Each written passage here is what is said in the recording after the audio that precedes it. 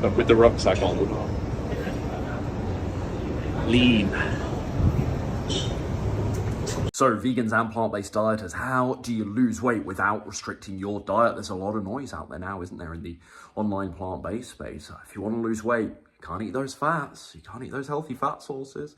You've got to do the 50-50 plate. No nuts, seeds, avocados and whatnot. For your veggies, don't eat starchy veggies. They don't count as veggies, so on and so forth. What do we do with all of this? People promoting intermittent fasting and whatnot in the plant-based space. That could be a restriction that you don't necessarily want to follow. How do you do it then? What, like, there's all these rules. Look, I'm already eliminating animal products. I'm already eating healthy whole foods. And now you're giving me another restriction to place on my diet, another limitation. How do you actually lose weight without doing this? It's quite simple. By understanding that the critical point, the driving force of weight loss is calories.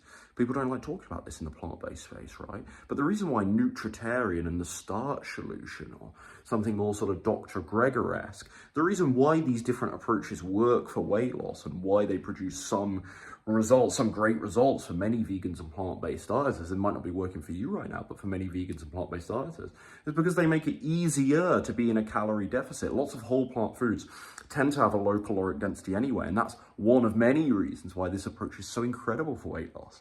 Combine that with the amazing fiber content in many plant foods. Fiber, as many of you know, really important for helping you feel fuller for longer. Well, you've got your winning formula. That's your golden ticket for weight loss, right?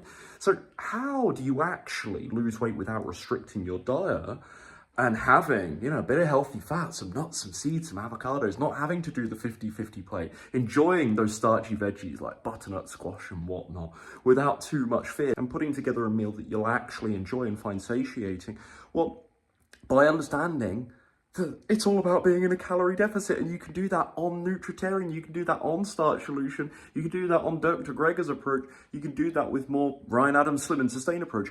Once you understand that it's about the calories, and that dictates your success.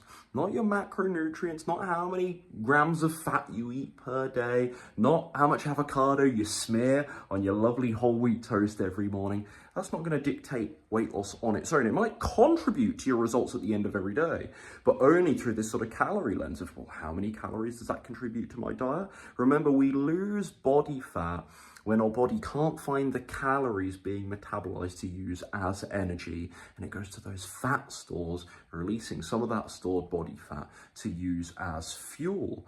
You can't do that if you're eating excessive amounts of calories every day, regardless. So the reason why you might not be seeing results on the starch solution, you might not be seeing results on nutritarian, is because, yeah, you're eating cleanly and you're checking the boxes of that particular sort of sub-plant-based diet trend, but you're still eating in a surplus or at maintenance calories, and so your body's like, okay, we've got everything we need here. We don't need to tap into those fat stores and release that stored body fat as energy.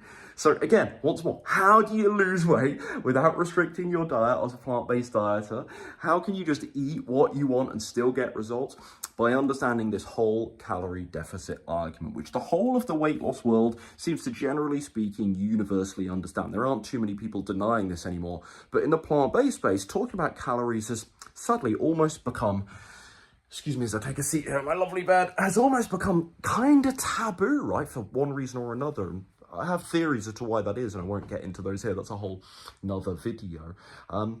How do you ensure that you are in a calorie deficit without tracking your calories? Well, feedback from the scale, right? The scale will tell you, hey, am I there or thereabouts? That's a telltale sign that you're in a calorie deficit. You're actually losing weight. So I would say if you're losing the ballpark of 1 to 2 pounds per week, and of course there are exceptions to this, but for most of you watching this, if you're losing 1 to 2 pounds per week, well, that's pretty decent feedback that you are, most days in a calorie deficit, that you're doing it relatively consistently. If you're not losing weight, or in fact, if you're gaining weight over the course of a week, don't judge it over a couple of days, that's not enough time. But let's say over the course of 7 to 10 days, if you're actually gaining weight or you're just maintaining, well, that's pretty reasonable feedback. That's pretty concrete feedback that you're not in a calorie deficit, or certainly not consistently enough. And that's how you lose weight without tracking your calories. And if you aren't losing weight without tracking your calories, all you have to do is just slightly pull back on the more calorie dense plant foods, and increase your volume of things like fruits and veggies, so that overall you can maintain decently large portions, but actually reduce your calories slightly, and then test that for something like 7 to 10 days. And again, the scale is what provides the feedback here. The other alternative, of course, is that you actually track your calories, which is a far more precise way to do things, but it is tedious.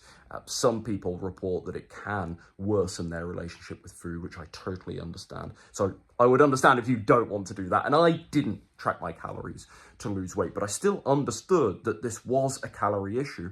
And when I was having success on a plant-based diet, I was under no illusion that it was because anything other than, oh, I'm in a calorie deficit, and this approach makes it easy to be in a calorie deficit, but I can still have some nuts and some seeds and some nut butter and avocado and some bread and whole wheat pasta. I can still eat these things so long as at the end of the day, I'm in that calorie deficit. And that's what makes or break weight loss. Not all these rules that everyone gives all the time, like you must do the 50-50 plate, otherwise you won't lose weight. You must treat starchy vegetables as a starch source rather than a vegetable source. No, it's about your calories at the end of every day anyway. That's what is going to make or break your success. If you want a greater, more in-depth breakdown of this whole calorie argument and how to track it for yourself, that is just one of the steps in my new guide that I detail in the No BS Guide to Vegan Weight Loss, which is now out. I'll put the link down in the description box. I was going to say comment section, but in the description box down below. So check out that for more info on this and more no nonsense, because there's a lot of dogma. In this is the ironic thing about the plant-based space, where we're always talking about the science. There's a lot of dogma, a lot of myths still in this space when it comes to losing weight. So I cut through a lot of that nonsense in my new ebook here. So check that out down below, but I hope this helps you out.